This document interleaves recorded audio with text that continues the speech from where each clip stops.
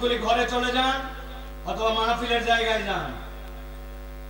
রাস্তাঘাটে কোনো ঘোরার জন্য এই মাহফিল কায়েম করা হয় না। এটা কোরআনের মজমা। মন পছন্দ হলে আসেন, না হলে বাসায় যান। বিশৃঙ্খলতা করেন না, আল্লাহ রাব্বুল আমিনের লানত কামাই করেন না। লাস্ট আপনাদেরকে বললাম 10 মিনিটের জন্য হলেও হাজিরা দিয়ে যান। তাছাড়া এই মাহফিলের এই মঞ্চ আপনার পরকালে যায় আপনাকে আটকায় দিতে পারে। কথা ভালো করে বুঝে নেন প্রিয় ভাই। আমরা কোরআনুল কারীম শোনার জন্য আসছি। কি জন্য আসছি? কথা বলতে হবে কেন আসছি। এবার বুঝে থাকলে বলেন, এই কোরআন শুনলে লাভ আছে না না? আওয়াজ করে বলতে হবে, আছে না না? আছে বললেন, এটা কম না বেশি? বুঝে না না বুঝে? একজনকে জিজ্ঞাসা করবেন আপনি কি বুঝছেন, তারা বলা লাগবে। কোরআন হাদিস থেকে আপনি বলছেন কোরআন শুনলে লাভ আছে, বেশি আছে, আবার বলছেন বুঝে আছে। যে কোন একজনকে ধরবো, বলে বুঝি আমি বলি নাই। আমাদের সব ইসলাম জানার পর্যায়টা এরকম, আগাও নাই গোড়াও নাই, খালি সব জায়গায় হ হ হ হ করে পার করে দিচ্ছি, ঠিক কিনা? ভালো করে খেয়াল করেন। আল্লাহ রাব্বুল আমিন বলছেন, নবী আপনি জানান, যেই মানুষেরা কোরআনুল কারীমের কাছে আসবে, কোরআনের পক্ষে আসবে, এই কোরআন কিছু না দিলেও তাকে 4টা বেনিফিট দিবে। কয়টা? আল্লাহ বলছেন, নবী আপনি জানান, ইয়া আইয়ুহান নাস قد جاءتكم موعظة من ربكم وشفاء لما في الصدور وهدى ورحمة للمؤمنين। আমার আল্লাহ বলছেন, নবী আপনি জানান, এই কোরআনুল কারীম আপনাকে যেটা দেওয়া হলো এটা এমনি এমনি আসে নাই। قد جاءتكم موعظة من ربكم, আল্লাহর পক্ষ থেকে এটা মাউইজা হিসাবে এসেছে, উপদেশ হিসাবে এসেছে, ওয়াজ হিসাবে এসেছে। আল্লাহর পক্ষ থেকে তার সৃষ্টি বান্দার জন্য, আল্লাহর পক্ষ থেকে মানুষের জন্য। আল্লাহ রাব্বুল আমিন এই কোরআনকে প্রেসক্রিপশনের মতো পাঠাইছেন। সুবহানাল্লাহ। জীবনে একবার ডাক্তার দেখাইছেন আর প্রেসক্রিপশন ডাক্তার কোনে নিয়ে ওইটার ওষুধ খাইছেন। এরকম যারা আছেন হাতটা তোলেন তো। জীবনে একবার হলেও সারা জীবনে ডাক্তার দেখাইছেন যারা, হাত তোলেন। ডাক্তার দেখান নাই পুরো জীবনে? এই চাচা, এই চাদরের মধ্যে জীবনে ডাক্তার দেখান নাই? আপনার সমস্যা কোথায় বাবা? আহা, হাত তোলেন। যারা জীবনে একবার ডাক্তার দেখায় ওষুধ খাইছেন, হাত তুলছেন সবাই। হাত নামা। ভালো করে খেয়াল করেন, ডাক্তার তো দেখাইছেন কিন্তু কখনো প্রেসক্রিপশন বোঝেন নাই। এই যে ডাক্তারের প্রেসক্রিপশন, তাকান আমার দিকে। এই প্রেসক্রিপশনে দেখবেন উপর দিকে একটা দাগ অথবা ভাঁজ থাকে, পাশের দিকে চিকন করে একটা বর্ডার লাইন থাকে। উপর দিকে ডাক্তারের নাম, ডাক্তারের ডিগ্রি দেওয়া আছে, এরপরে এখানে লেখা আছে নেম, তারপরে লেখা আছে বয়স, তারপরে লেখা আছে ডেট। ডাক্তার আপনার নাম লিখেছে, আপনার বয়স লিখেছে। এরপরে জিজ্ঞাসা করছে কি সমস্যা বলেন। বলে আমার বাম পাশটা ব্যথা করে, পিঠের হাড্ডিটা ব্যথা করে, রাত্রেবেলা পেটের মধ্যে অশান্তি হয়, সকালবেলা মাথাটা ঘোরে, হাঁটুটা আমার সোজা হয় না, দাঁতের ভিতরে ব্যথা, কানের ভিতরে কটকট করে, চোখে কেমন জানি ঘোলা ঘোলা দেখি। আপনি ডাক্তারের কাছে যে বর্ণনা দিয়েছেন, ডাক্তার শুনছে আর বাম পাশে কি কি যেন লিখছে। আপনি কখনো জিজ্ঞাসা করেন নাই কি লিখলেন। কিন্তু ডাক্তার যদি ভালো হয় তাইলে আপনার রোগ বৃত্তান্তগুলা ডাক্তার যেগুলা ধরছে ওইগুলা বাম পাশে ছোট্ট ছোট্ট করে লিখে দিয়েছে। এরপরে ডান পাশে ওষুধ লিখতে শুরু করেছে।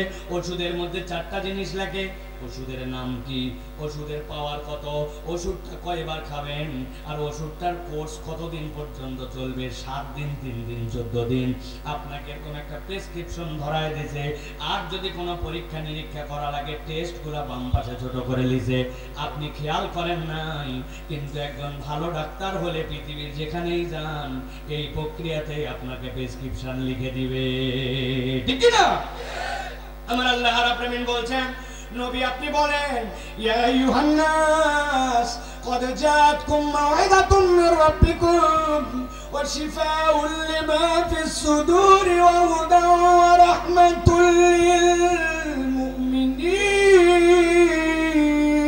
للمؤمنين। আল্লাহ বলছেন, এই কোরআন আমি আল্লাহ তোমাকে দিলাম, এমনি এমনি দেই নাই। আমি আল্লাহ বললাম এইটা তোমার জন্য মাউইজা, বান্দা তোমার জন্য প্রেসক্রিপশন। আমি আল্লাহ তোমার স্রষ্টা। তোমার সমস্যা কোন জায়গায়, তোমার চলতে সমস্যা কোন পর্যন্ত চলবে, কোথায় যে থেমে যাবে, তুমি দুনিয়াটা কেমনে চালাবা, তুমি সংসারটা কেমনে চালাবা, পরিবার কেমনে চালাবা, তোমার নাতির সাথে সম্পর্ক কেমন হবে, তোমার ছেলের শ্বশুর বাড়ির সাথে তোমার সম্পর্ক কেমন হবে, পড়োশীর সাথে সম্পর্ক কেমন হবে। আল্লাহ বলছেন তোমার যত ধরনের মাওইজা লাগবে আমি আল্লাহ কোরআনের মধ্যে ঢুকাইছি। কেউ যদি কোরআন পেয়ে যায় সে আল্লাহর পক্ষ থেকে চলার রাস্তা পেয়ে যায়। আল্লাহ বলছেন কোরআন তো তোমার জন্য প্রেসক্রিপশন, কিন্তু কোরআন তোমার একটা বিষয়ে আল্লাহর পক্ষ থেকে স্পেশাল কেয়ার করবে। আপনি বলবেন হুজুর আমার জ্বর হয়েছে, ওষুধের নাম বাইর করে দেখান দেখি, কোরআন থেকে আমি আর পারবো না। মাজা ব্যথার ওষুধ বলেন দেখি হুজুর, আপনি যে বললেন কোরআন আমার জন্য প্রেসক্রিপশন। কোরআন এবার নিজেই নিজেকে ব্যাখ্যা করছে, আমি কাজ কোন জায়গায় করবে বান্দা জানো নাকি, কোরআনের কাজটা কোথায় করবে বান্দা তুমি বুঝের মধ্যে নাও। আল্লাহ বলছেন শিফাউল লিমা ফিস সুদূর, এই কোরআন অন্য জায়গার কাজের জন্য আসে না, এটা তোমার মলম প্রেসক্রিপশন করার জন্য আসে না, এই কোরআন আসছে তোমার অন্তর পরিবর্তন করার জন্য। বান্দার অন্তর যদি ঠিক না হয় আল্লাহর কাছে জান্নাতে যাওয়ার সার্টিফিকেট পাওয়া যায় না। আমার কথা নয়, নবীজি বলছেন ইজা সলুহাল জাসাদু কুল্লু ওয়া ইজা ফাসাদাল জাসাদু কুল্লু আলা ওয়াহিয়াল কল। বান্দা তোমার দুনিয়ার সব ঠিক কিন্তু তোমার অন্তর ঠিক হয় নাই, আল্লাহর কাছে তোমার এক চুলো দাম নাই, আর দুনিয়ায় দেখতে তুমি ভালো নয়, তোমার টাকা পয়সা নাই, দুনিয়ায় কেউ তোমাকে মূল্যায়ন করে নাই, কিন্তু তোমার অন্তর যদি ঠিক হয় আল্লাহর কাছে ওই অন্তরের দাম আছে। আল্লাহ এই জন্য কোরআনে বলেছেন ইয়াউমা লা ইয়ানফাউ মালু ওয়ালা বানুন ইল্লা মান আতাল্লাহ বিকলবিন সালিম।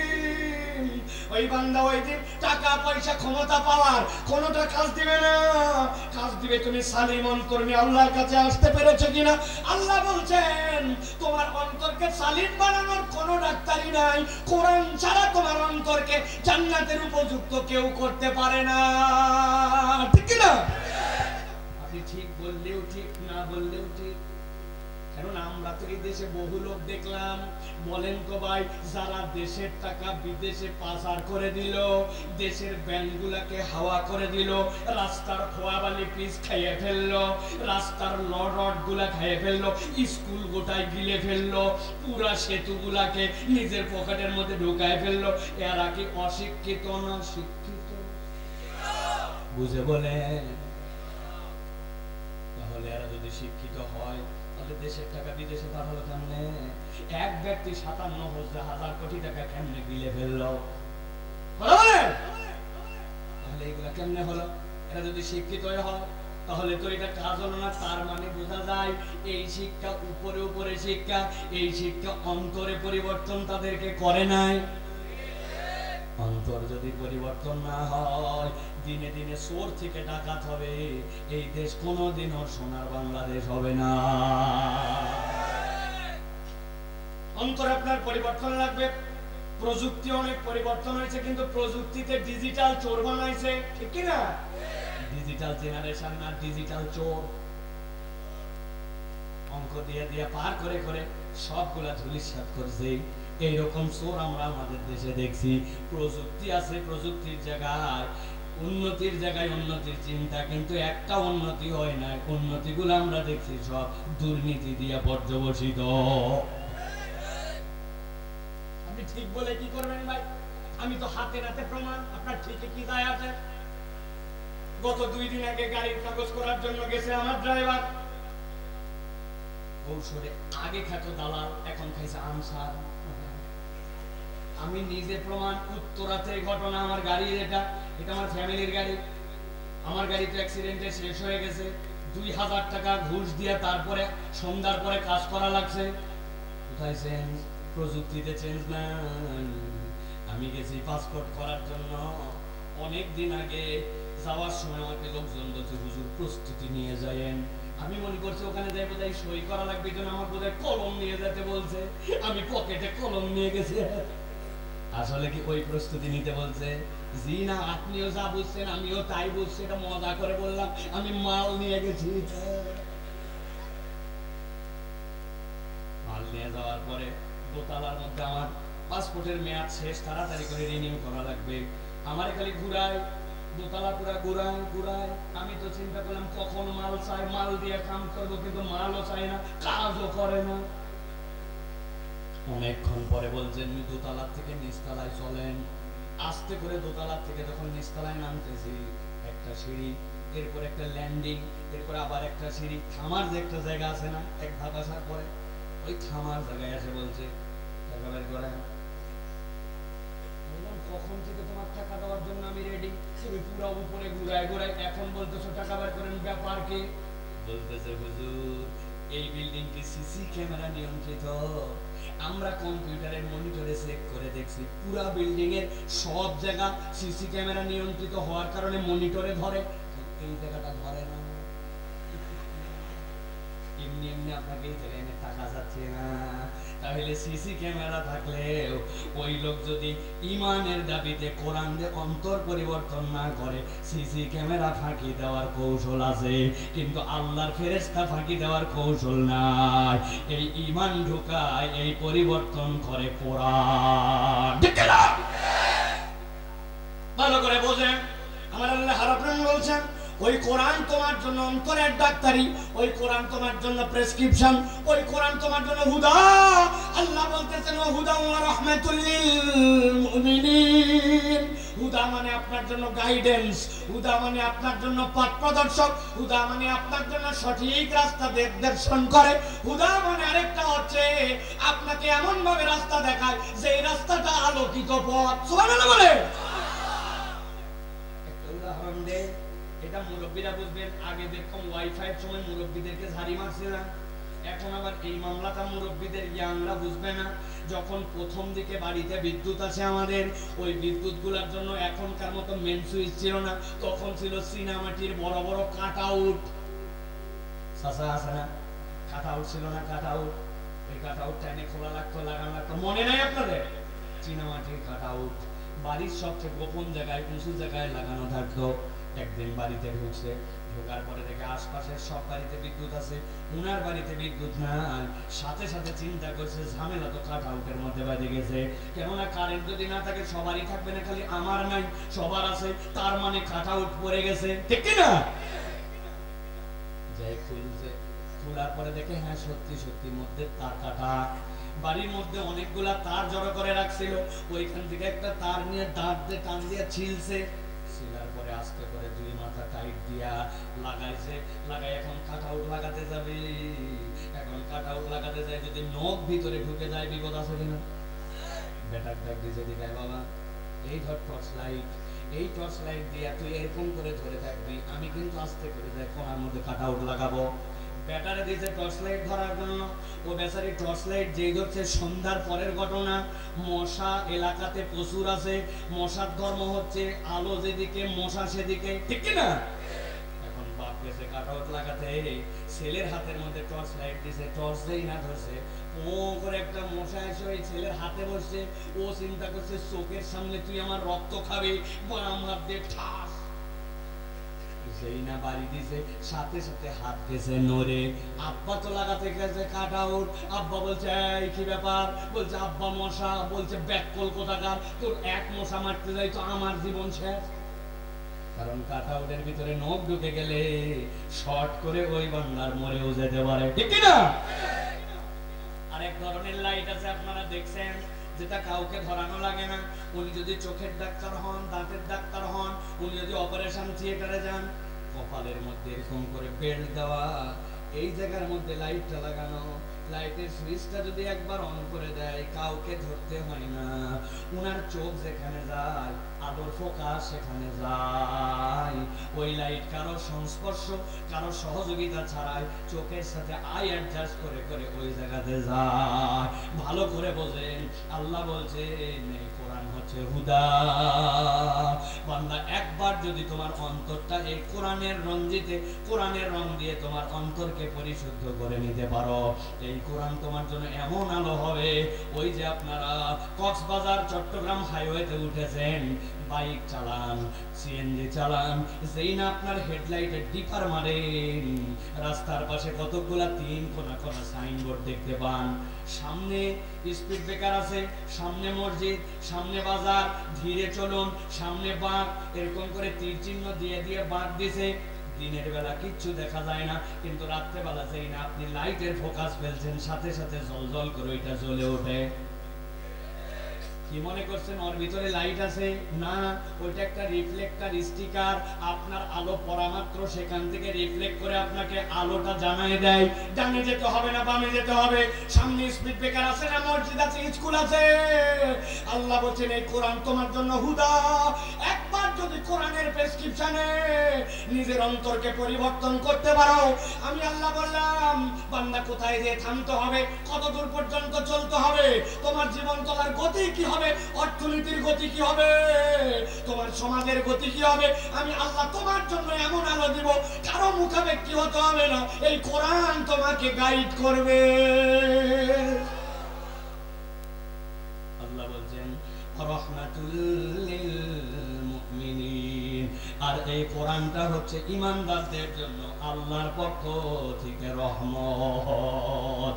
যে ঈমানদার কোরআন নিয়ে চলবে, কবরে তার কেউ সাথী নাই, কোরআন আছে। ওই ঈমানদারের হাসরে কোনো সাথী নাই, তার ঈমান আর কোরআন আছে। ওই বান্দার মিজানে কেউ সাথী নাই, কিন্তু ওই বান্দার সেই দিনও কোরআন আর তার ঈমান আছে। এমনকি আল্লাহ কোরআনকে এমন পাওয়ার দিবেন, আল্লাহর অনুমতি সাপেক্ষে আল্লাহর সাথে কোরআন ঝগড়া করবে, ঝগড়া করে কোরআনের পক্ষের লোককে, কোরআনওয়ালাকে, ওই বান্দাকে যতক্ষণ না জান্নাতে নিবে, ওই মুমিনকে কখনো কোরআন ছেড়ে যাবে না। এবার বুঝে থাকলে বলেন, এই যে কোরআনের মাহফিলে গভীর রাত্রে উপরের শিশির, নিচের বিছানা, নিজের আরামের বিছানাকে ত্যাগ করে এসে বসলেন, ওই পাপড়ের দোকানে থাকলেন না, ওইখানে ভুয়া আড্ডা মারলেন না, ইচ্ছা করে বন্ধুদেরকে নিয়ে মোবাইল ঠেললেন না, মজা মেরে মাহফিলের নাম করে এসে মাহফিলের পাশে ঢুড্ডামি বদমাইশি না করে কোরআন শোনার জন্য আসলেন। বলে বুঝে থাকলে বলেন তো, এটাতে লাভ আছে না নাই?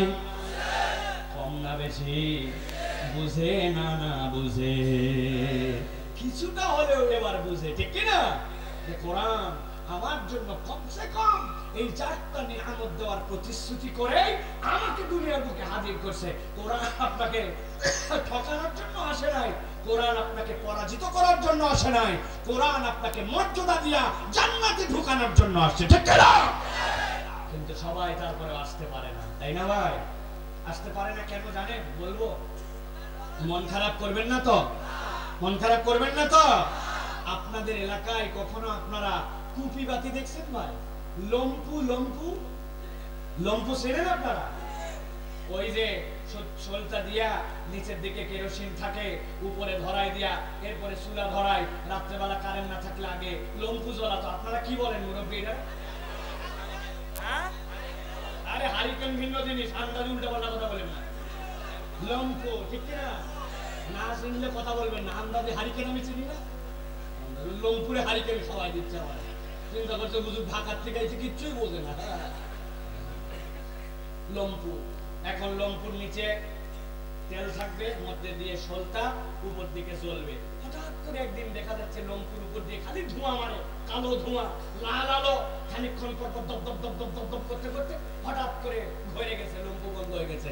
বুঝে থাকলে বলবেন ওই হারিকেন আলারা না, যারা বুঝছেন তারা। এই যে লম্পু দপ দপ করতে করতে নিভে গেল, এই নিভে যাওয়ার কারণ কি? ওর নিচে তেল আছে না নাই?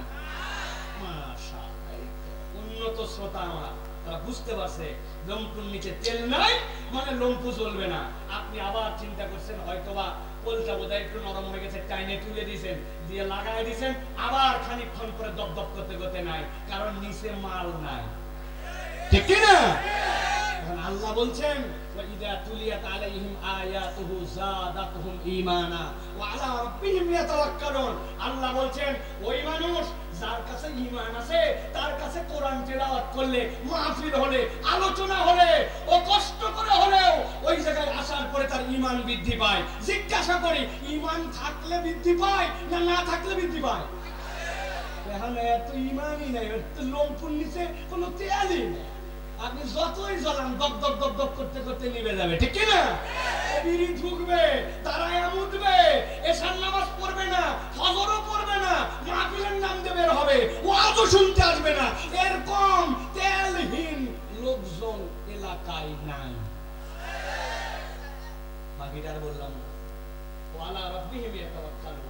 আর বলছেন আল্লাহ যদি তেল থাকে কি হবে? ওর আলো আরো প্রদীপ্ত হবে, এমন ইমানের ফোর্স বাড়বে, ও আল্লাহ ছাড়া কারো উপরে ভরসা করবে না, ঠিক কি না? আপনি ঠিক বললেও ঠিক, না বললেও। যাদের কাছে AK-47, বিদেশি অস্ত্র, র‍্যাব তাদের বিপক্ষে, বিজিবি তাদের বিপক্ষে, পুলিশ হিংস্র, হেলমেট ডট ডট তাদের বিপক্ষে দাঁড়াইছে, কেউ কিচ্ছু করতে পারে নাই। ওই কলম দিয়ে লেখা ছোট ছোট বাচ্চা কাচ্চা স্টুডেন্ট তাদের সামনে দাঁড়ায় গেছে। তাদের LMG SMG, তাদের AK-47, বিদেশি পুলিশ, দেশি পুলিশ, র‍্যাব, বিডিআর কিচ্ছু কুলায় নাই। 17 বছরে এই দানবকে আল্লাহ ছোট্ট ছোট্ট বাচ্চা দিয়া থাপড়ায়া দেশ থেকে বিদায় করে দিয়েছে। বললেও ঠিক, না বললেও ঠিক। এটা আল্লাহ রাব্বুল আলামিনের দেওয়া আলো। ভালো করে মনে রাখবেন প্রিয় ভাইরা, আল্লাহ রাব্বুল আলামিন আমাদেরকে কোরআনের কথা শোনার তৌফিক দান করেন, বলেন আল্লাহুম্মা আমিন। এই গেটের সামনে 4-5 জন দাঁড়ায় যাও, নতুন করে একজন যেন ঢুকতে না পারে, আর কোনো সুযোগ নাই। যে কয়টা আছে এই কয়টাই ওয়াজ হবে, একজন যেন না ঢুকতে পারে। আর বাইরে যারা দাঁড়ায় আছেন, হয় দাঁড়ায় পুরো ওয়াজ শুনবেন, নয় ভিতরে বসবেন, যে কোনো একটা, গেলে খবর আছে। অনেকেই মনে করতেছেন মাশাআল্লাহ ওয়াজ বোধহয় শুরু হয়ে গেছে। জি না, ওয়াজ এখনো শুরু হয় না। কেবল একটু বাউন্ডারি দিলাম। আল আল আল বোঝেন না? আল না থাকলে আপনার জমিতে পানি বাঁধবে? আপনার জমিতে পানি বাঁধবে? চলে যান ভাই, চলে যান, চলে যান। প্রিয় ভাইরা, আল না থাকলে পানি বাঁধে? আলই নাই আপনার। আমরা ওয়াজ শুনে অধিকাংশ আল নেই, কোথায় শুরু কোথায় শেষ কিচ্ছু বুঝলাম না। আল না থাকলে পানি বাঁধে না, এই জন্য কেবল একটু আল বানলাম। এখন আপনারা রাজি থাকলে একটু খেত খামার করতে চান, রাজি আছেন আপনারা? তবে আগেই বলে দিচ্ছি, যাদের বয়স 40-এর উপরে আপনাদের গণছুটি ঘোষণা দেওয়া হলো, আপনাদের জন্য ওয়াজ হবে না, আপনারা চলে যান। আজকে যা ওয়াজ হবে তরুণদের জন্য, ইয়াংদের জন্য। রাজি আছেন আপনারা? মুরব্বীরা থাকলে ভালো, না থাকলে আরো ভালো। বহু ওয়াজ ওনারা শুনেছেন, আমাদের জন্মের আগের থেকে ওয়াজ শুনতেছেন। আল্লাহ দিলে ওনারা আমাদের থেকে বহু কম গুনাহ নিয়ে আমলনামায় আছে। আমাদের এক সপ্তাহে তা মোবাইলে গুনাহ করছে, ওনারা বিগত 70 বছরে গুনাহ করতে পারে না, ঠিক কি না? অতএব ওনারা ওয়াজ না শুনলে তো যাইয়া উপায় নেই, কারণ সব শাসিয়া চলে আসছে, সব বাড়ি হিসাবে ওনাদের কাছে, ওনারা যায় বারান্দার বসতে পারেন, ঠিক কি না? এই জন্য আমরা কোরআন থেকে কিছু কথা শুনতে চাই। রাজি আছেন আপনারা?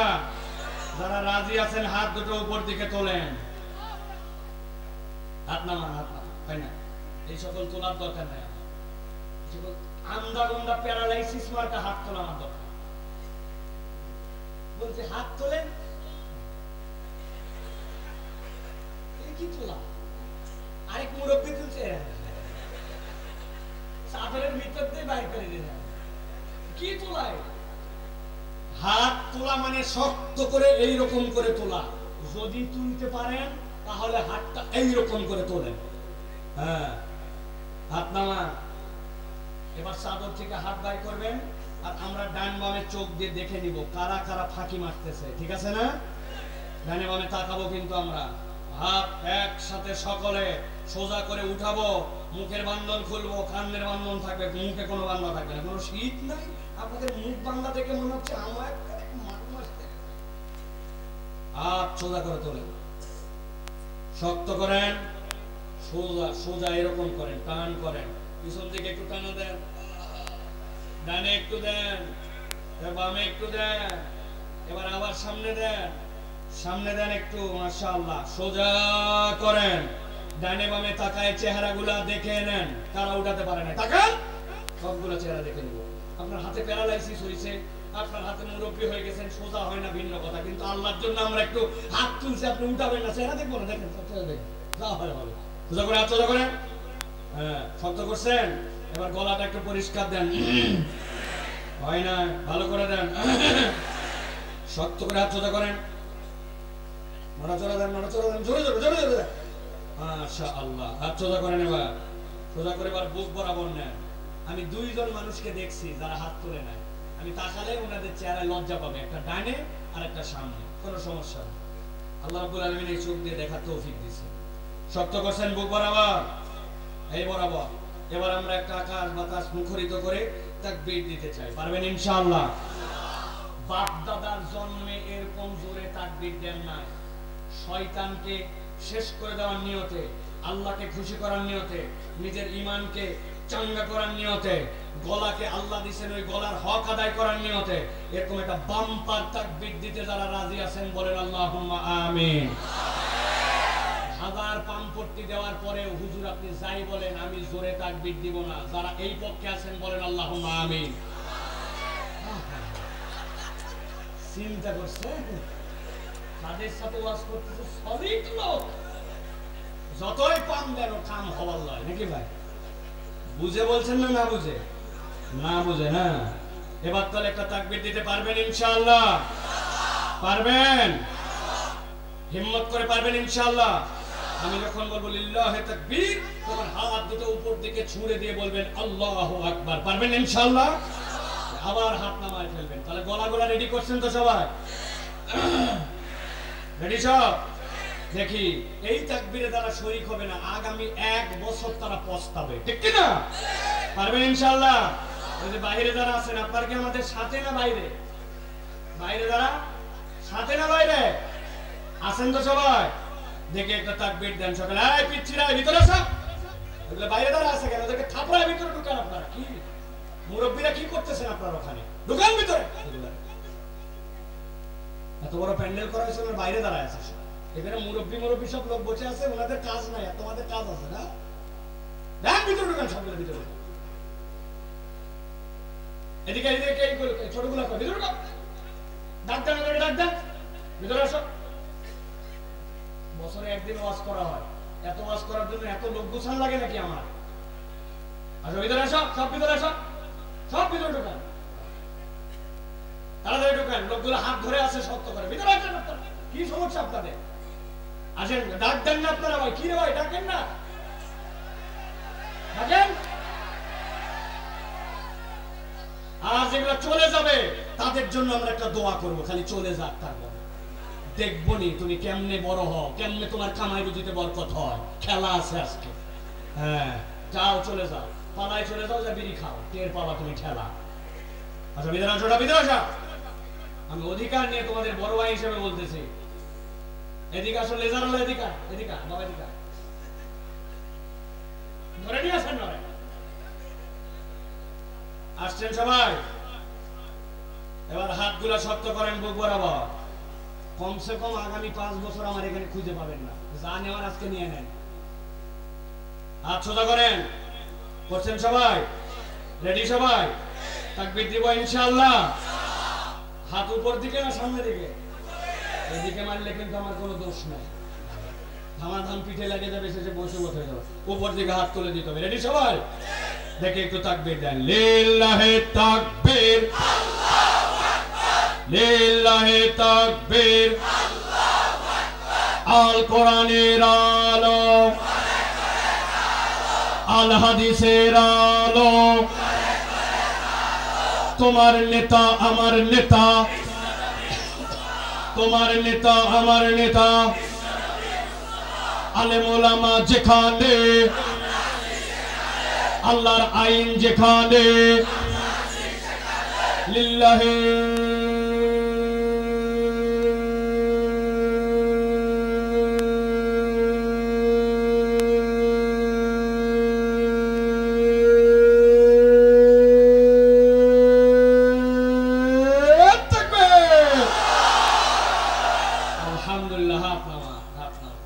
শয়তান আছে ও পাহাড়ে পাহাড়ে পালাচ্ছে, ঠিক কি না?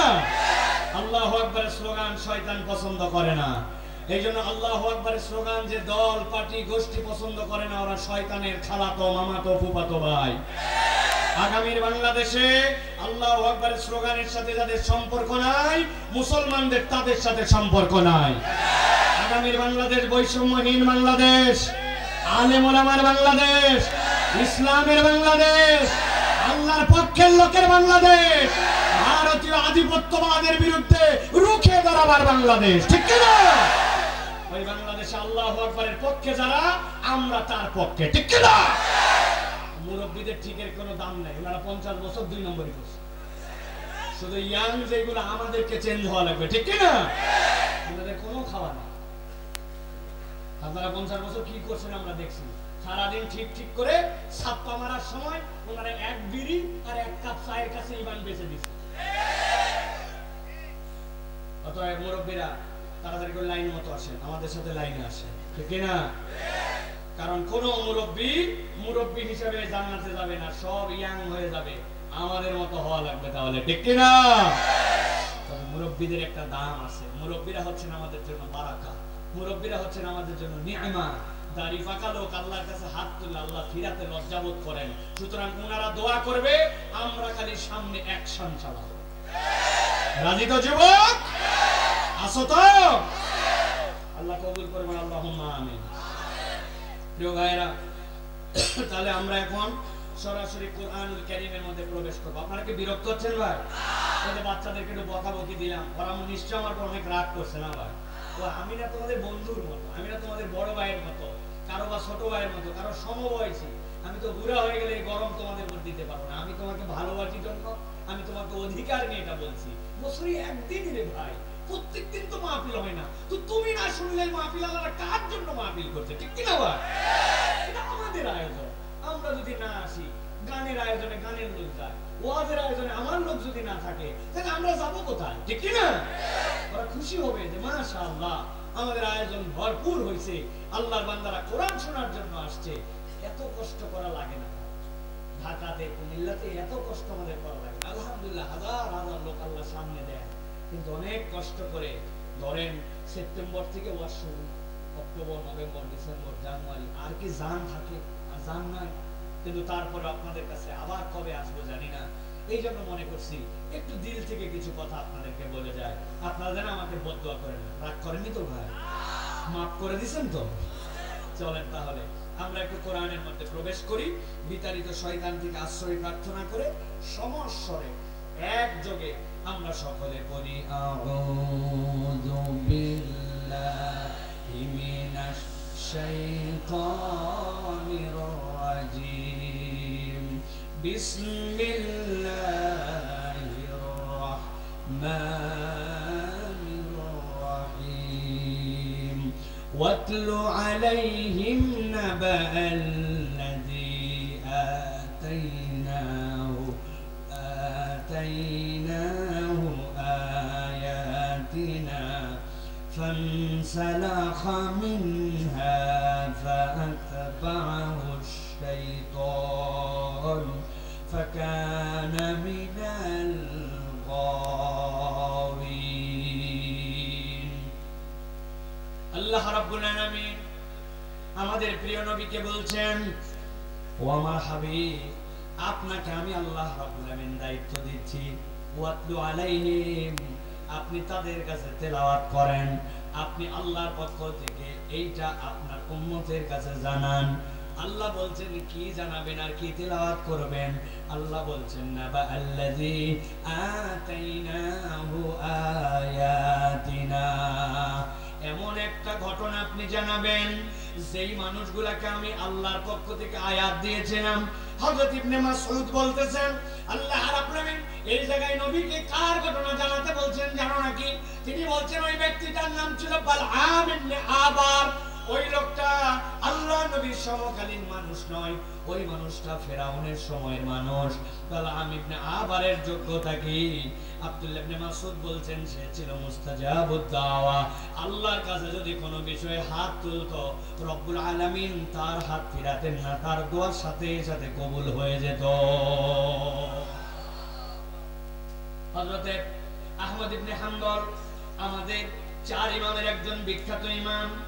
তার মধ্যে থেকে ইবনে হাম্বল, তিনি ছিলেন হাদিস বিষয়ে সবচেয়ে বেশি দুনিয়ার ইতিহাসে পারঙ্গম ব্যক্তিদের মধ্যে একজন। তিনি নিজে বলেছেন, আমি একবার দীর্ঘ সফর করে মদিনা থেকে গিয়েছি। আমি যাওয়ার পরে আমি যখন মিশরে পৌঁছাইছি, যাওয়ার পরে এক মসজিদে এশার নামাজ আদায় করলাম। এশার নামাজ আদায় করে একজন রাবীর কাছে যাব, তার কাছ থেকে হাদিসের রিওয়ায়াতটা নিব, সিলসিলাতুর রিওয়ায়াত মিলানোর জন্য। তার কাছে যাওয়ার পরে যখন গেছি, আমার হাদিসটা মুতাওয়াতির হবে নাকি আমার হাদিসটা মুস্তাফিজ হবে, এই জন্য আমি ওই রাবীকে খুঁজে খুঁজে বের করে সেখানে গেছি। এশার নামাজ যেই না পড়ে ফেলছি, পড়ার পরে শীতের রাত, মরুভূমির শীত যেরকম ভয়ঙ্কর, গরম সেরকম ভয়ঙ্কর। আমি মসজিদের মধ্যে অপেক্ষা করছি, রাতটা মসজিদে পার করে সকালবেলা আবার ওই রাবীর কাছে যাব। হঠাৎ করে এশার নামাজের কিছুক্ষণ পরে মসজিদের মুয়াজ্জিন এসে বলছে, মুসাফির, এই মসজিদে রাত্রে থাকার নিয়ম নাই, আপনাকে মসজিদ থেকে বাহিরে থাকতে হবে। আহমদ ইবনে হাম্বলকে চেনে না, কত বড় যুগ শ্রেষ্ঠ আলেম, মদিনা থেকে সফর করে আসছে, একটাও কথা বলেন নাই, বিনয়ী মানুষ। মসজিদ থেকে বেরিয়ে চিন্তা করছেন কোথায় যাব। দূরে তাকায় দেখেন একটা রেস্টুরেন্ট দেখা যাচ্ছে, যেই জায়গাতে আগুন জ্বলতেছে, কিছু মানুষজন আছে। চিন্তা করছেন অন্তত আগুনের পাশে যাই, অন্তত তাহলে শীত কিছুটা লাঘব হবে। আস্তে আস্তে করে হাঁটতে হাঁটতে যে দেখেন যেটা আগুনের চুলা দেখেছেন, ওইটা মূলত একটা রুটির দোকান। একজন যুবক ওই রুটির দোকানের মালিক, কর্মচারী, সার্ভিস হোল্ডার সব সে করে, আটাও খামির করে, রুটিও বানায়, কেউ চাইলে রুটি পরিবেশন করে, আবার তার থেকে নিয়ে আসে, ক্যাশও সামলায়, ওয়ান ইন অল। হযরত আহমদ ইবনে হাম্বল ওখানে যায়, চুপ করে বসে ওই যুবকের দিকে অ্যাক্টিভিটিস দেখতেছেন। দেখতে দেখতে অবাক হয়েছেন, ওই যুবকটা যে কাজই করে না কেন সব সময় তার ঠোঁটটা বিড়বিড় বিড়বিড় করে নড়ে। এক সময় তিনি অবাক হয়ে চিন্তা করছেন, এই ছেলে মনে হাফেজে কোরআন হবে, তাছাড়া সব সময় তার ঠোঁট নড়ে কেন? কৌতূহল বশত ওই যুবককে অনেকক্ষণ পর জিজ্ঞাসা করেছে, ও যুবক, তুমি যে কাজই করো সব সময় তোমার ঠোঁট নড়ে, ব্যাপারটা কি বলো তো? যুবক বলছে, আপনি তো এটা খেয়াল করেছেন? ও মুসাফির, ভালো করে আপনার কাছে বলে রাখি, আমি কোনো হাফেজে কোরআন নই, আমি অন্য কিছু মুখ দিয়ে বলি না, কিন্তু আমি যতক্ষণ কাজ করি, কাজ করার সময় আল্লাহর কাছে আমি সব সময় ইস্তেগফারের হালতে থাকি। আস্তাগফিরুল্লাহাল আযীম আল্লাযী আতুবু ইলাইহি লা হাওলা ওয়ালা কুওয়াতা ইল্লা বিল্লাহ। আমি এইটা সব সময় পড়তে থাকি। আর মুসাফির, আপনি জানেন আমি যে এইটা পড়ি, এইটা পড়ে আল্লাহ আমাকে কি নিয়ামত দিয়েছে, কি নিয়ামত! বলে এইটা আমি যখনই এইটা আমল করতে শুরু করেছি, এটা বন্ধ করি না, এরপরের থেকে আমি আল্লাহর কাছে যখন যা চাই আল্লাহ আমাকে তাই দেয়। আল্লাহ আমার দোয়া কবুল করে নেন। এই কথা বলার পরে বলতেছে, মুসাফির, তবে আমার মনে একটা দুঃখ আছে। আহমদ ইবনে হাম্বল চিন্তা করছেন, কি সাংঘাতিক কথা, ও যা বলে তাই দোয়া কবুল হয়, কিন্তু এর তো কোনো প্রমাণ নাই। ওই যুবক নিজে নিজেই বলতেছে, তবে আমার মনে একটা দুঃখ আছে, এখন পর্যন্ত আমার একটা দোয়া খালি কবুল হয় নাই। ইমাম বলতেছে, এতক্ষণ পর্যন্ত চিন্তা করছিলাম প্রমাণ নাই, এখন তো সে তো আরো আগায় গেল বলে একটা দোয়া আমার কবুল হয় নাই। জিজ্ঞাসা করছেন, কি দোয়া? বলতেছে, ও মুসাফির, আমার দিলের মধ্যে বিরাট বড় একটা তামান্না, কিন্তু আমার মা অসুস্থ, তাকে দেখভাল করার কেউ নাই, গোসল করাতে হয়, আমাকে ওষুধ খাওয়াতে হয়, সব কাজ আমার তাকে করে দিতে হয়। ওই আমার মা বাড়িতে বৃদ্ধা, এই কারণে তিনি বাড়িতে থাকেন, তাকে আমি রেখে দূরের সফরে কোথাও যেতে পারি না। কিন্তু আমার দিলের তামান্না, আমি শুনেছি মদিনায় একজন মুহাদ্দিস আছেন, যুগশ্রেষ্ঠ আলেম আছেন, আমার হায়াতে আমি তো বড় আলেম হতে পারি না, কিন্তু ইমাম আহমদ ইবনে হাম্বলকে জীবনে একটা বার দেখবো, এই আশাটা আমার মনে, কিন্তু এই দোয়াটা আল্লাহ এখনো কবুল করে নাই। আহমদ ইবনে হাম্বল লাফতে উঠেছেন, গায়ের পশম দাঁড়ায় গেছে। উনি বুঝতে পেরেছেন এই যুবক এতক্ষণ আগে বলেছিল সব দোয়া কবুল, একটা কেবল কবুল নয়, এই যুবক মিথ্যা কথা বলে নাই। তিনি বুঝতে পেরে লাফতে বলছেন, ও যুবক, তোমার যে দোয়াটা করেছিল ওই দোয়াটাও কবুল। বলে, আপনি কেমনে বললেন? বলে শোনো যুবক, ওই দোয়ার কবুলটা ভিন্ন রকম। তুমি না আহমদ ইবনে হাম্বলের সাথে দেখা করতে চেয়েছিলে, কিন্তু তোমার মায়ের খেদমতের কারণে যেতে পারো না, কিন্তু আল্লাহ রাব্বুল আলামিন তোমার ওই দোয়াকে এমন কবুল করেছেন, তোমাকে আহমদ ইবনে হাম্বলের কাছে যাইতে হয় নাই। স্বয়ং আমি আহমদ ইবনে হাম্বলকে এই গভীর রাত্রে তোমার রুটির দোকানের সামনে আল্লাহ হাজির করে দিয়েছে। আব্দুল্লাহ ইবনে মাসউদ বলছেন, লোকটা ছিল ফিরাউনের সময়ে, নাম হচ্ছে বালআম ইবনে আবার। দোয়া করলেই কবুল হয়। লোকজন আসছে তার কাছে, আপনি একটু বদদোয়া করেন মুসার বিপক্ষে। না না, মুসার বিপক্ষে বদদোয়া করা যাবে না। আমি দেখছি বগলের মধ্যে হাত দিলে আলো বের হয়, আবার হাত ঢুকালে বন্ধ হয়ে যায়। লাঠি রেখে দিয়ে ঘুমায় যায়, মেষগুলা চলাচল একটা এদিক ওদিক যায়, লাঠি দাঁড়ায়া যায় পিটায়া মেষগুলাকে সাইজ মতো নিয়ে আসে। যদি জাদুকর হয় তাহলে ঘুমায় গেলে লাঠি কাজ করবে না, কিন্তু জাদুকর না, সত্য হতেও পারে। আপনার কাছে কি আমরা এই সকল ওয়াজ শুনতে আসছি নাকি? আপনার স্বার্থেও আমরা আসছি। ওই মুসা যদি সমাজে প্রতিষ্ঠিত হয়, লোক কি আপনার কাছে আসবে নাকি? এক এলাকায় দুই খানকা হলে সপ্তাহ ভাগ হয়ে যাবে মেয়ে। আপনার কল্যাণের জন্য আসছি, আপনি এলাকায় যেন মাতব্বর থাকতে পারেন, এই জন্য বদদোয়া করলে আপনার লাভ। লোকটা সত্য বোঝার পরে হাত তুলে আল্লাহর কাছে দোয়া করছে, আল্লাহ মুসাকে তার তলবল সহ তুমি ধ্বংস করে দাও। সাথে সাথে তার প্রতি আল্লাহ রাব্বুল আলামিন ইলহাম করে দিয়েছেন, ও বদবখত, আজকে থেকে তোর দোয়ার কারিশমাকে আল্লাহ মিটায় দিলেন। দুনিয়াতে যতদিন বেঁচে থাকবি তোর আর কোনো দোয়াকে আল্লাহ কবুল করবেন না। আল্লাহ বলছেন, ও আমার হাবিব আপনি জানান, আল্লাযী আতাইনাহু আয়াতিনা, যাকে আল্লাহর পক্ষ থেকে আয়াত দেওয়া হয়েছিল। আল্লাহ বলছেন এরপরে সে কি করলো? সে জেনে বুঝে আল্লাহর আয়াত থেকে মুখ ফিরাই নিল, ফানসালাকা মিনহা। এবার আপনাদের কাছে জিজ্ঞাসা করি, আমাদের সমাজে এমন লোক আছে কিনা যারা আল্লাহর হুকুম জানে, আল্লাহর ফরজের বিধানের ব্যাপারে ওয়াকিফাল, কোনটা আল্লাহর নির্দেশ এই বিষয়ে জানে, কিন্তু জানার পরেও জেনে বুঝে আল্লাহর আয়াত থেকে মুখ ফিরায় নেয়? আছে কিনা? আপনি ঈদের সময় ঢাকা থেকে বাড়ি ফিরতেছেন, জ্যাম পড়ে গেছে, এত জ্যাম আপনি আর গাড়ির মধ্যে জায়গায় পান না, কোন রকম রড ধরে ধরে দাঁড়াইছেন। আপনাকে আসতে হবে চকরিয়ায়, আপনাকে আসতে হবে কক্সবাজার চট্টগ্রামে, ডানে ভিড় বামে ভিড়, পা ফেলার জায়গা নাই। হঠাৎ করে আপনি আসরের আযান শুনেছেন, মনে হয়েছে এখন তো নামাজ পড়া লাগবে, কিন্তু নামার উপায় নাই, পা সরানোর উপায় নাই, দাঁড়ায় যে নামাজ পড়বো সে উপায় নাই, তায়াম্মুমের পরিবেশ নাই। এই করতে করতে আপনার আসরের নামাজটা বাদ হয়ে গেছে। বুঝে থাকলে বলেন তো, এই যে আসরের নামাজটা বাদ হলো, এটা কি আপনি ইচ্ছায় ছাড়ছেন না অনিচ্ছায়? অনিচ্ছায়। কিন্তু এরকম মানুষ আপনার এলাকায় আছে কিনা? উত্তর মানিকপুর সহ আশপাশে আসরের আযান হয়ে যায়, কোনো তার কাজ নাই, অথবা কাজ থাকলেও তার নামাজ পড়ার সুযোগ আছে, মোবাইল চালায়, ঘোরাফেরা করে, মসজিদের সামনে আড্ডা মারে, আল্লাহর দেওয়া জমিনে সেখানেই নিজে নিজে হয়তো কাজ করে, কিন্তু আসরের নামাজ পড়ে না, মাগরিব পড়ে না, ওয়াক্তের পরে ওয়াক্ত চলে যায়। এই লোকটা যে নামাজটা বাদ দিল, এইটা কি অনিচ্ছায় না ইচ্ছায়? ভালো করে বোঝেন।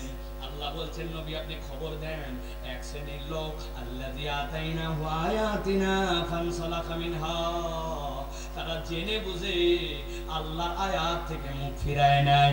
আল্লাহ বলছেন 2 নম্বর যেই নেই কাজ করবে, তার আমলনামায় দ্বিতীয় একটা বিষয় যুক্ত হয়ে যাবে। আল্লাহ বলছেন ফাআতবাহুশ শাইতান, যে এরকম ভাবে আল্লাহর আয়াত থেকে জেনে বুঝে মুখ ফিরাবে, সাথে সাথে শয়তান তার পিছে লেগে যাবে। কথাটা বুঝেন নাই? আমি একটু ছোট্ট করে বুঝাই। আমরা অনেক সময় আমাদের বাচ্চা কাচ্চাকে বকা দেই, বকা দিয়ে বাচ্চাদেরকে শাসন করে, আয় বাচ্চা আয়, খবরদার শয়তানি করবে না, বান্নামি করবে না, শয়তানি কাজ এইটা করবে না, বলি কিনা আমরা? তার মানে কি এমন কাজ করতেছে যেটাকে আপনি শয়তানি মনে করতেছেন, ওই কাজ করলে শয়তানের অনুসরণ করা হয়।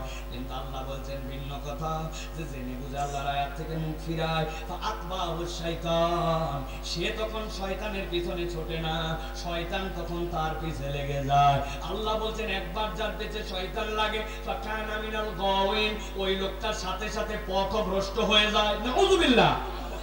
তাহলে এই জায়গাতে অপরাধ কয়টা? কথা বলতে হবে যুবকেরা, কয়টা? কয়টা? চলেন সামনে বাড়াই। আল্লাহ বলছেন ওয়ালাউ শি'না লারাফা'নাহু বিহা। ও আমার হাবিব, তাদেরকে জানায় রাখেন, তারা যদি আল্লাহর বিধান মেনে নিত, মনে করতেছে তাদের লস, আসলে লস নয়। ওয়ালাউ শি'না, যদি আমি চাইতাম, লারাফা'নাহু বিহা, এর দ্বারা তার মর্যাদাকে আমি উপরে তুলে দিতে পারতাম, কিন্তু পণ্ডিতি খাটায়া আল্লাহর বিধান থেকে ওই বান্দা মুখ ফিরাইছে। আল্লাহ বলছেন, যেই না ওই বান্দা সরে গেল দুইটা অপরাধ, এরপরে ওই বান্দা আরো দুইটা অপরাধে নিমজ্জিত হয়, তাহলে টোটাল অপরাধ কয়টা? সবাই বলেন নাই কয়টা? হাতগুলা নিচু করেন, এরকম করে একটা নখ এরকম করে ভাঁজ করে দেন, ভাই করেন, হাত বার করে রেডি করেন। টোটাল অপরাধ কয়টা? সব হাত ওঠে নাই, একসাথে হাত তুলতে হবে। টোটাল অপরাধ কয়টা? এই কিও হাত নামাও, সবাই একসাথে তুলবে। টোটাল অপরাধ কয়টা? শেষ সুযোগ দিলাম, হাত নামান, একসাথে তুলবেন। টোটাল অপরাধ কয়টা? চারটা। চিন্তা করবেন, এই হুজুর তো কোনোদিন দেখি নাই, কি শুরু করলো আমাদেরকে? এটার কারণ আছে। অধিকাংশ ওয়াজ আমাদের বাড়িতে যায় না, যাওয়ার পরে বলবে একটা বক্তা ছিল ফাটাফাটি। বউ জিজ্ঞাসা করছো কি ফাটালো, বলছে তা বলতে পারবো না, কিন্তু ফাটাফাটি বক্তা। এই সকল ফাটাফাটি কোনো ওয়াজ নাই। আজকের ওয়াজ অন্তত বাড়িতে নিয়ে যেতে হবে, ঠিক না? আল্লাহ বলছেন, নবী বলে দেন, ওয়ালাকিন্নাহু আখলাদা ইলাল আরদ। ওই মানুষগুলা 3 নম্বর অপরাধ, ওই মানুষগুলা নিরেট দুনিয়াদার হয়ে গেল। আরবিতে খুলদুন শব্দের অর্থ ওই রকম চার পাওয়া জানোয়ার যাদের মুখগুলা সবসময় নিচুর দিক হয়ে থাকে। বলেন তো এরকম প্রাণী চিনেন কিনা? 4টা পা আছে আর মুখটা সবসময় জমিনমুখী, ঘাস খায়, খড় খায়। নাম বলেন? গরু। আরেকটা প্রাণীর নাম বলেন? কিন্তু ছাগল মাঝে মাঝে দেখবেন পা উঁচু করে, অল্প সময় কিন্তু আবার সে নিচের দিকে চলে যায়। ওর তবিয়তটাই হচ্ছে জমিনমুখী। আল্লাহ বলছেন, এই দুনিয়াতে আমি 3 ধরনের সৃষ্টি করেছি। একটা হচ্ছে মুকিব্বানা লাওয়াজি, যারা সরীসৃপ, মুখের বলে সবসময় সিজদার হালতে, সাপ, টিকটিকি, বিভিন্ন ধরনের কেঁচো, এইগুলা সব সময় সিজদায়। আরেকটা 4 পাওয়া জন্তু, সব সময় রুকু। একমাত্র মানুষকে আমি রব্বুল আলামিন মাথা উঁচু করার যোগ্যতা দিয়েছি, সুবহানাল্লাহ। কিন্তু মাথা উঁচু করার পরেও সে সকল সিজদাকারী, রুকুকারীর থেকে শ্রেষ্ঠ কেমনে হলো? আল্লাহ বলছেন, সে হাত তুলে নামাজে দাঁড়ায়, আল্লাহু আকবার বলে, মাথা তার উঁচু কিন্তু বলে আল্লাহু আকবার। এরপর আল্লাহর সানা করে, এরপরে ফাতিহা পড়ে, এরপরে সূরা পড়ে, আল্লাহু আকবার বলে রুকুতে যায়। জগতের সব রুকুকারী প্রাণীর মতো রুকুতে, কিন্তু সেখানেও বলে সুবহানা রাব্বিয়াল আযীম। আমি যখন রুকুকারী, আমার রব তখন সবচেয়ে মহান। ওই বান্দা এরপরে সামি আল্লাহু লিমান হামিদা বলে।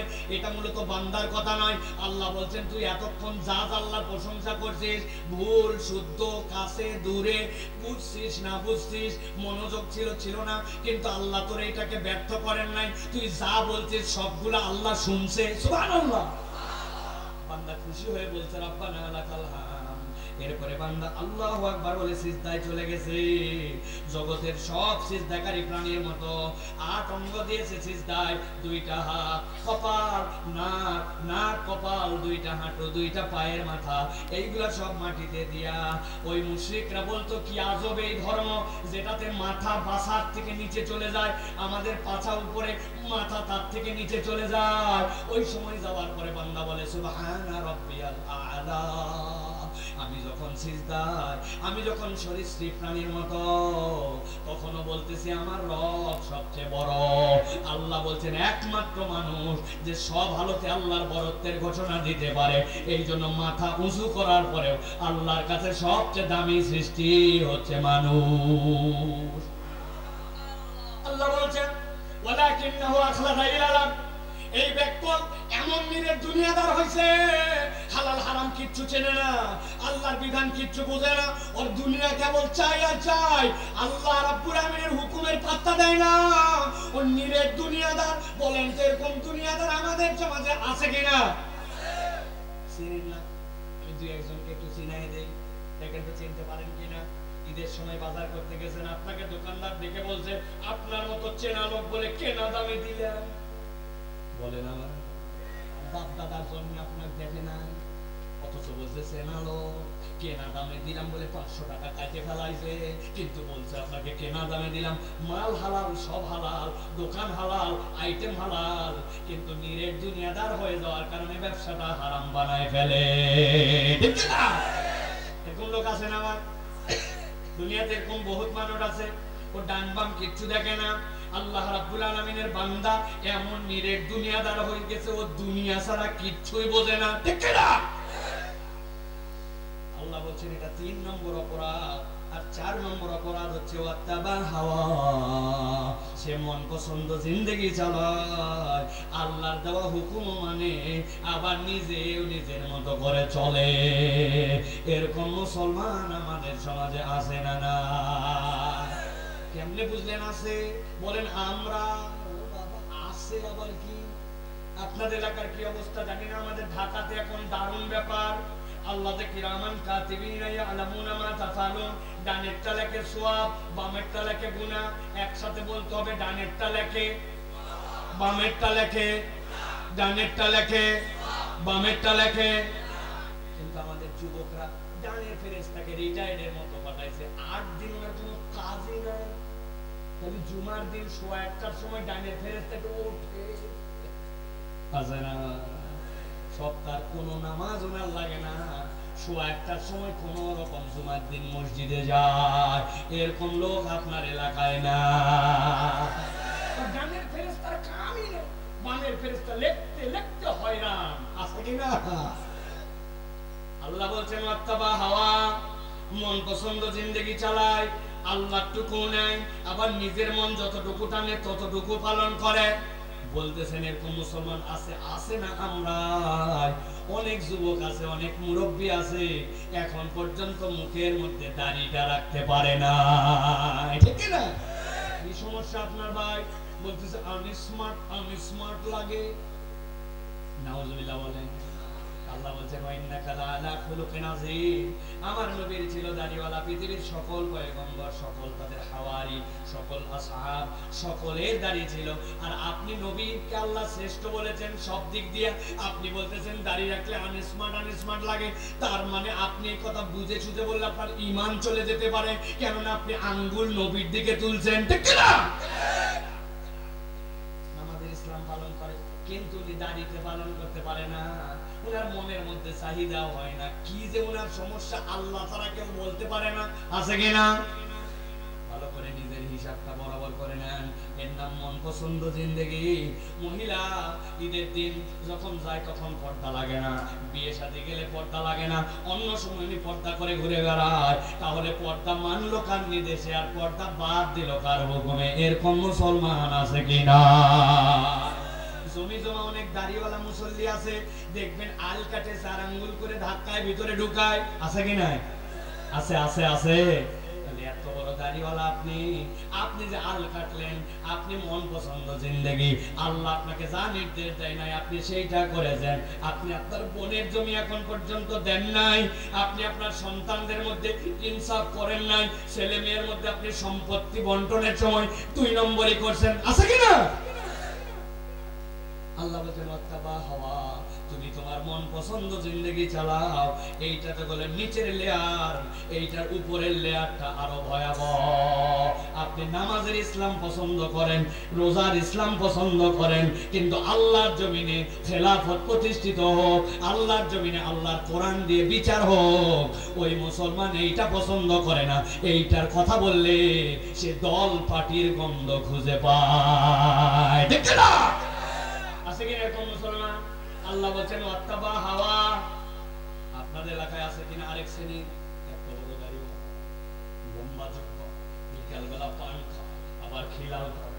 বিকালবেলা একজন এসে বলছেন মুরব্বী, বড় বিপদে আছে, 1000 টাকা হাওলাত দেন। হাতে টাকা নেই, বাচ্চাদের ডাক্তার দেখান লাগবে, বড় বিপদে আছে, 1000 টাকা হাওলাত দেন। বলছে টাকা নাই। খানিকক্ষণ পরে বলছে চাচা আপনি মনে করছেন এমনি এমনি টাকা নিব নাকি? আপনি যে কি কারবারি আমার জানা আছে। আজকে আপনি টাকাটা দেন রোববারে, আগামী শুক্রবার 1000 টাকা দিলে আপনাকে আল্লাহ বাঁচালে 1250 ক্যাশ রিটার্ন। বলছেন ব্যাক কলকাতার মানুষের হাতে টাকা থাকে নাকি? বাড়িতে চল। বাড়িতে নিয়ে চলে গেছে, 1000 টাকা বের করে দিছে, দিয়ে বলছে লাগলে আরো বল, তোর চাষিও কিন্তু এই ব্যবসা করে, তবে যা করবি তাড়াতাড়ি কর। মাগরিবের আজান হয়ে গেছে, আমি কিন্তু জামাতে নামাজ ধরবো, আসরের নামাজ জামাতে পড়ে মাগরিবে আবার তাকবীর উলা যেন ছুটে না যায়, উনি নামাজ ধরতে যায়, কিন্তু মধ্যে উনি সুদের কারবারি, দাদন ব্যবসায়ী, টাকা লাগায়, এত বড় দাড়িওয়ালা, এরকম মুনাফিক মার্কা মুসলমান এলাকায় আছে কি নাই?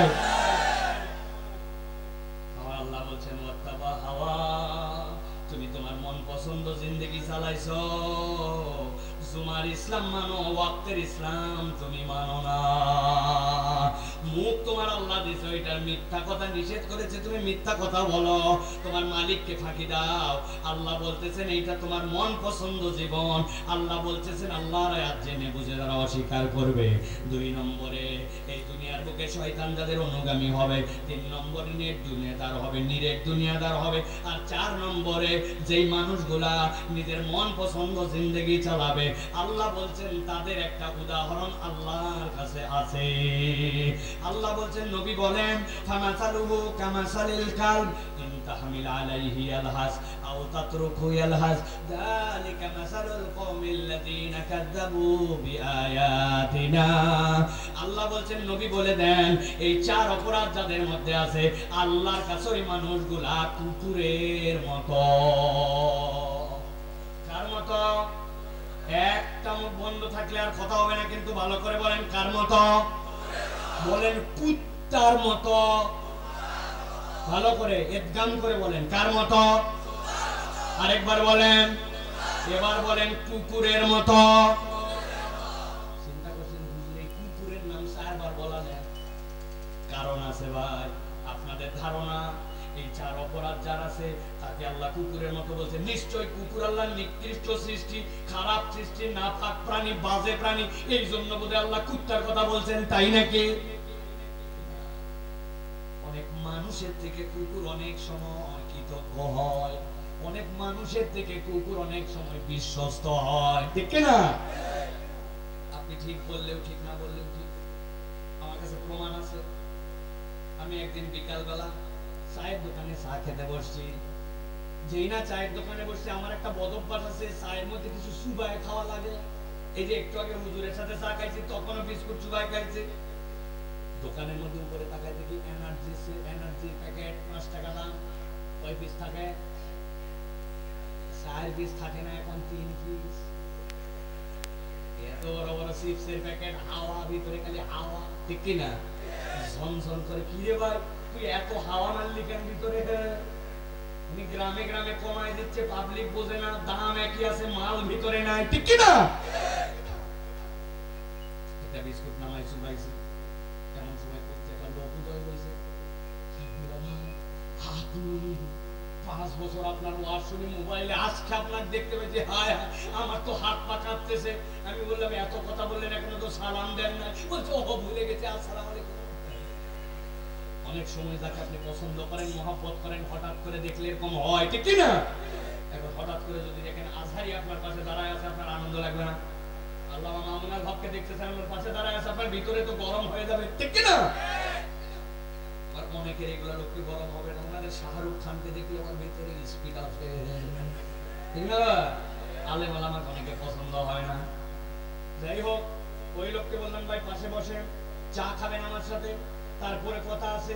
এই যে 10-12 সেকেন্ড আমার আর মনে নাই, আমি চায়ের মধ্যে বিস্কুট ঢুকাই রাখছিলাম, যেই না উপরে তুলে মুখে দিব, দেখি বিস্কুটে অ্যাক্সিডেন্ট করছে, পরে নিচে পড়ে গেছে।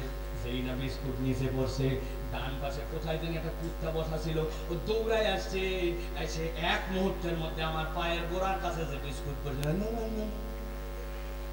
3 টানে বিস্কুট শেষ হয়। আমি বাকি 2 বিস্কুট কোন রকম খেয়ে চলে গেছি। পরের দিন আবার ওই দোকানে এসে বসছি, যেই না চা খাবো, হঠাৎ করে দেখি কোত্থেকে একটা কুকুর আসছে, লেজ ডাউন দিয়া, মাথা নিচু করে, ও এসে শুধু এরকম এরকম করে আমাকে, আমি বললাম ভাই কুকুর সরাব, ডিস্টার্ব করতেছে। দোকানদার বলতেছে হুজুর, কুকুর আপনাকে ডিস্টার্ব করে না, বরং গতকালকে যে আপনি বিস্কুট খাওয়াইছেন এটার কৃতজ্ঞতা জানাতে আপনার কাছে আসছে। আমি আপনাদের কাছে জিজ্ঞাসা করতে চাই, বুঝে থাকলে ঠান্ডা মাথায় মাথা কাটায় বলেন, গতকালকে কি কুকুরকে আমি বিস্কুট খাওয়াইছিলাম নাকি বিস্কুট পড়ে গেছিল? যাওয়া বিস্কুটের কৃতজ্ঞতায় 24 ঘন্টা পরে লেজ নিচু করে মাথা সামনে দিয়া কুত্তাও অনেক সময় আমাদের কৃতজ্ঞতা জানায়। কিন্তু এমন মানুষ আপনি দুনিয়ায় খুঁজে পাবেন, তারে টাকা হাওলাত দিয়েছেন, বিপদের সময় আগায় আসছেন, জানটা তার জন্য দিয়ে দিয়েছেন, কিন্তু এখন একটু বড় হয়ে গেছে, চোখ এখন উল্টায় গেছে, এখন টাকা দেয় না, উপকার চাইলে উপকার করে না, উল্টা সুযোগ পাইলে আপনাকে উল্টা বাঁশ দিয়ে দিবে। আছে কি না? আল্লাহ বলতেছেন ফামাসালুহু কামাসালিল কালব, এই চার অপরাধ যার মধ্যে আছে, জেনে বুঝে আল্লাহর আয়াত থেকে ফেরত যাওয়া, শয়তানের অনুগামী হওয়া, নিরেট দুনিয়াদার হওয়া, মন পছন্দ জিন্দেগি চালানো, আল্লাহ বলছেন তার উদাহরণটা আল্লাহর কাছে কুকুরের মতো। কেন? আল্লাহ বলছেন ইন তাহমিল আলাইহি আলহাস, তোমরা কুকুরের পিঠে কেউ বোঝা চাপাও না, কিন্তু যদি বোঝা চাপাও তাও হাঁপায়, আর যদি তাকে ছেড়ে দাও সেও তাও হাঁপায়। আরবিতে লাহসুম শব্দের অর্থ জিহ্বা বের করার পরে মাথা দিয়ে যে টক টক করে লাল পড়ে ওইটাকে বলে লাহাস। কুকুরের স্বভাব চরিত্র, কি শীত কি গরম, কি দাবড়াইছেন কি দাবড়ান নাই, ও জিহ্বা বের করে নিঃশ্বাস নিবে, আর নিঃশ্বাস নিলে তার জিহ্বাতে লাল পড়বে, লাল পড়ার অভ্যাস আছে। কুত্তা অস্থির স্বভাবের। আল্লাহ বলছেন এই চার অপরাধ যার মধ্যে, দুনিয়া আখিরাতে সেই ব্যক্তির অভাব পুরাবে না, আর সেই ব্যক্তি জীবনে কখনো স্থিরতার শান্তি অনুভব করবে না। হিসাব মিলান আমাদের জীবনে স্থিরতা আছে ভাই, শান্তি আছে ভাই? কি ছুটতেছি, কার পিছে দৌড়াচ্ছি, কি যেন চাই, আমার চাওয়ার কোনো শেষ নাই।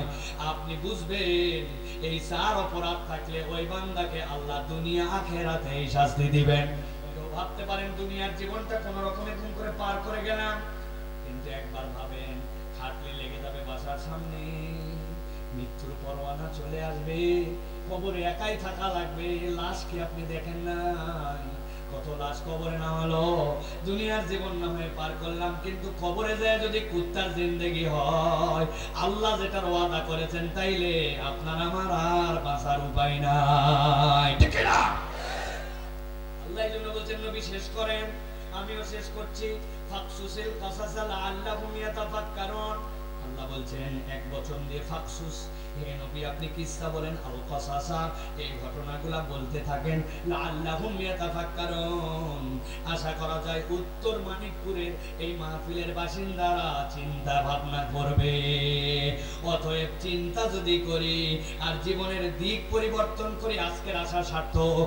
আর আসলাম ওয়াজ শুনলাম আর চলে গেলাম, তাইলে আমাদের আর ওই কওমের মধ্যে পার্থক্য নাই। আল্লাহ বলছেন সাআ মাসালাল কওমুল্লাযীনা কাযযাবু বিআয়াতিনা ওয়া আনফুসাহুম কানু ইয়াযলিমুন। তাদের কাছে বলা আর না বলা সমান, তারা আল্লাহর আয়াত অস্বীকার করে। একসাথে বলেন, আমরা কি আল্লাহর আয়াত অস্বীকারকারী না স্বীকারকারী?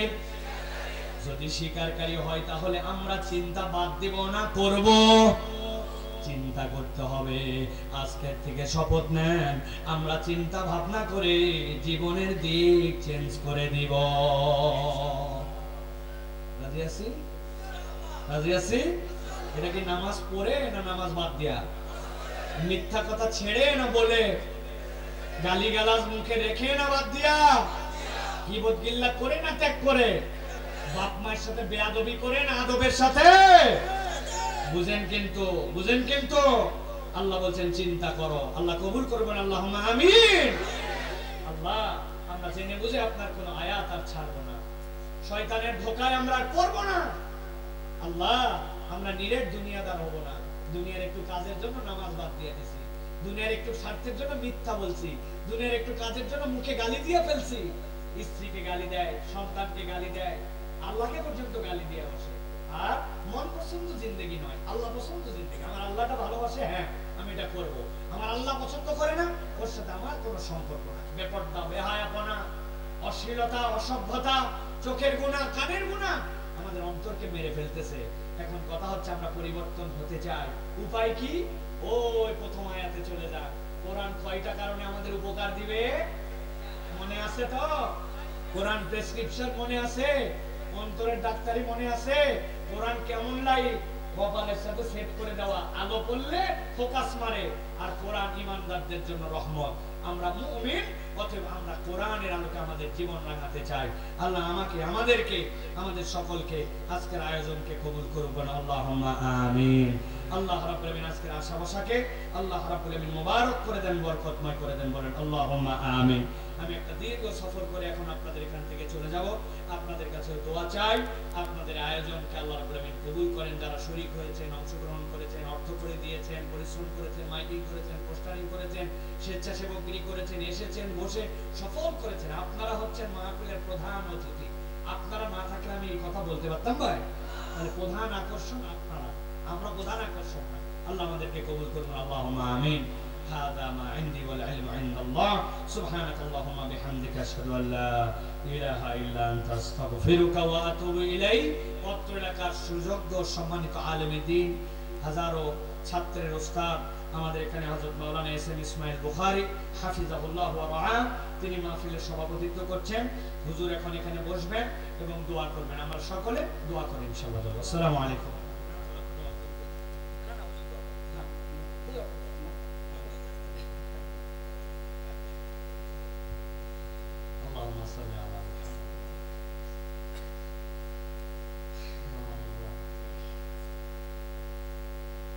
গত বছরের মাহফিলে আপনারা ছিলেন কারা কারা? হাত তোলেন তো ভাই। মাশাআল্লাহ, মাশাআল্লাহ, আলহামদুলিল্লাহ। আল্লাহ কবুল করুন। আল্লাহ রাব্বুল আমিন আমাদের হায়াত দারাজ করুন। আল্লাহুম্মা আমিন। اللهم ربنا ظلمنا أنفسنا وإن لم تغفر لنا وترحمنا لنكونن من الخاسرين. اللهم ربنا آتنا في الدنيا حسنة وفي الآخرة حسنة وقنا عذاب النار. দয়াময় মাবুদ আল্লাহ, তোমার রহমতের দৃষ্টিতে আমাদের দিকে একটু তাকাও আল্লাহ। উত্তর মানিকপুর 12 আউলিয়া পাড়া ইসলামী যুব কাফেলার উদ্যোগে আজকের যে আয়োজন আল্লাহ, আল্লাহ এই মানুষগুলো আল্লাহ খেটে খাওয়া মানুষ, আল্লাহ দিন মজুর মানুষ, কেউ বা আল্লাহ ব্যবসায়ী মানুষ, কেউ বা কৃষক মানুষ, আল্লাহ অধিকাংশ আল্লাহ ছাত্র আছে এই জায়গায়, আল্লাহ তরুণ যুবক আছে আল্লাহ, আল্লাহ অনেক আলেম ওলামা আল্লাহ রাব্বুল আলামিন এখানে আমাদের সাথে হাত তুলেছেন আল্লাহ। অনেক তালেব ইলম আছে এই রাব্বুল আলামিন, অনেক হাফেজ কারি ইমাম আছেন আল্লাহ, আল্লাহ অনেক বৃদ্ধ আছেন আল্লাহ, অনেক বৃদ্ধা আছেন, অনেক মা বোন আছেন আল্লাহ। আল্লাহ সকলকে নিয়ে বড় আশা করে শাহী দরবারে হাত তুলেছি। তোমার মেহেরবানি করে আজকের আয়োজনকে ইবাদত হিসাবে কবুল করে নিয়ে তুমি আমাদেরকে যে ইবাদতের ওসিলায় মাফ করে দাও আল্লাহ। বড় আবেগ দিয়ে তোমার কাছে বলতে চাই আল্লাহ, আমরা ছাড়া তোমার গোলামের কোনো অভাব নাই, কিন্তু আমরা এমন অভাগা গোলাম, আমরা স্বীকার করতেছি তুমি ছাড়া আমাদের আর কোনো মাবুদ নাই। যেই ফকিরের দ্বিতীয় দুয়ার নাই, ওই ফকিরকে তুমি কেমনে তাড়াইয়া দিবা আল্লাহ। আমরা গুনার বোঝা মাথায় নিয়ে স্বীকার করে তোমার কাছে হাত তুলেছি, মেহেরবানি করে দয়া করে মায়া করে আল্লাহ তুমি আমাদেরকে মাফ করে দাও আল্লাহ। আমরা যারা আমিন আমিন বলে হাত তুলেছি, আমাদের যাদের আব্বা আম্মা কবরে, মেহেরবানি করে আমাদের মৃত পিতা মাতাকে তুমি মাফ করে দাও। কেউ বা ফুফু হারা, কেউ বা ফুফা হারা, কেউ বা স্বামী হারা, কেউ বা স্ত্রী হারা, কেউ বা কলিজার ধন সন্তান হারা আল্লাহ। আমাদের আপনজন যারা কবরে গেছে, মেহেরবানি করে তুমি মাফ করে দাও দয়াময় মাবুদ। তোমার কাছে ফরিয়াদ আল্লাহ, আল্লাহ মেহেরবানি করে আমাদের জীবনে আল্লাহ তুমি বরকত দিয়ে দাও, কামাই রুজিতে বরকত দিয়ে দাও, যে যে পেশায় আছে আল্লাহ সেখানে তুমি বরকত দিয়ে দাও আল্লাহ। এই এলাকা সহ আশপাশের যত এলাকা আছে সব এলাকার মধ্যে তুমি তোমার গায়েবী বরকত দান করে দাও এ রব্বুল আমিন। তোমার কাছে ফরিয়াদ, সারা জীবন আমরা তোমার খানায় কাবার দিকে মুখ ফিরায় ফিরায় নামাজ পড়লাম আল্লাহ। জীবনে যে একটা বার মনে চায় যে কাবার দিকে মুতাওয়াজ্জাহ করলাম, ওই কাবাকে আল্লাহ দেখে দেখে নামাজ পড়বো জীবনে একবার। আমরা যারা এই মুহূর্তে হাত তুলে আছি আল্লাহ, মা বোন কাছে দূরে মাইকের শব্দ যেখানে যাচ্ছে দোয়ায় শরীক হয়েছে আল্লাহ জীবনে একবার তুমি বাবা দেখায় দেখায় আমাদেরকে নামাজ পড়ায়, একবার হজ উমরাকারীদের দপ্তরে আমাদের নাম লেখায় নিও, একবার নবীজির রওজা মুবারকের পাশে দাঁড়ায় সালাম দেওয়ার ব্যবস্থা করে দিও আল্লাহ। আল্লাহ আজকের আল্লাহ মুবারক মাজলিস আল্লাহ, আল্লাহ উস্তাদুল আসাতিজা আল্লাহ এসএম ইসমাইল বুখারী হুজুর সহ আল্লাহ আজকের অতিথিবৃন্দ যারা রয়ে গেলেন আল্লাহ, আল্লাহ তারা সম্মানিত মানুষ, আপনি আমার থেকে ভালো জানেন আল্লাহ। আল্লাহ মেহেরবানি করে আল্লাহ এই সম্মানিত মানুষদের সম্মানকে আপনি আল্লাহ দুনিয়া আখিরাতে বাড়ায়া দেন। আমরা যারা আমিন আমিন বললাম আমাদেরকেও দুনিয়া আখিরাতে আপনি ইজ্জতওয়ালা বানায়া দেন আল্লাহ। যার দামনের হাওয়ায় যাচ্ছে আপনি পূরণ করে দেন। আমি জানি না কার কি মনের ব্যথা বেদনা আল্লাহ, আপনি আলিমুন বিযাতিস সুদূর, অন্তরের খবর জানেন। এই মুহূর্তে আপনার বান্দা যেই দিকে টার্গেট করে আপনার কাছে ফরিয়াদ দিচ্ছে আল্লাহ আপনি কবুল করে নেন। আয় রব্বুল আলামিন এই দেশকে হেফাজত করেন, এই পার্বত্য জেলাগুলোকে আপনি এই দেশের স্বাধীনতা সার্বভৌমত্বের মধ্যে আল্লাহ অন্তর্ভুক্ত রাখেন, ইসলামের জন্য কবুল করে নেন। তাম দুনিয়াতে মুসলমানদেরকে তারা কষ্ট দিচ্ছে তাদেরকে আল্লাহ আপনি হেদায়েত দেন, নসিবে না থাকলে তাদেরকে ধ্বংস করে দেন। সুবহান রাব্বিকা রাব্বিল ইজ্জাতি আম্মা ইয়াসিফুন ওয়া সালামুন আলাল মুরসালিন আলহামদুলিল্লাহি রাব্বিল আলামিন। واجعل آخر كلامنا عند الموت بحق لا إله إلا الله محمد رسول الله. السلام عليكم ورحمة الله.